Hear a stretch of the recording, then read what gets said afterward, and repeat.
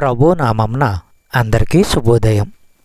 ఈరోజు దేవుని వాగ్దానం ఏమనగా కీర్తనలు 145వ అధ్యాయము 18వ వచనము.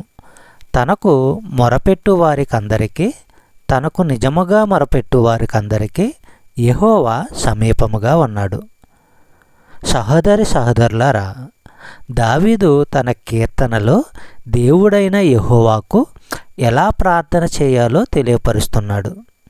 యెహోవాకు ప్రార్థన చేసే వారందరికీ, యథార్థంగా ప్రార్థించే వారికి యెహోవా దగ్గరగా ఉన్నాడని తెలియపరుస్తున్నాడు దావీదు. అయితే మన ప్రార్థనలు మనపూర్వకంగా ఆయన సంకల్పానుసారంగా ఉండాలి. మన ప్రార్థనలు ఆయన చిత్తానికి అనుగుణంగా ఉంటే వాటన్నిటికీ ఆయన జవాబిస్తాడు.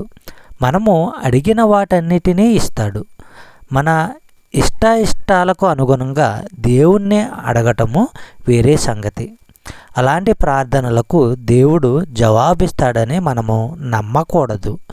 మనకు బైబిల్తో పరిచయము లేకపోతే దేవుని సంకల్పం ఏమిటో మనకు తెలియదు. అందువలన ప్రతి ఒక్కరు కూడా బైబిల్ను పఠిస్తూ ఉండాలి. చెప్పబడిన వాగ్దానము దేవుడు దీవించి ఆశీర్వదించును గాక. ఆమేన్.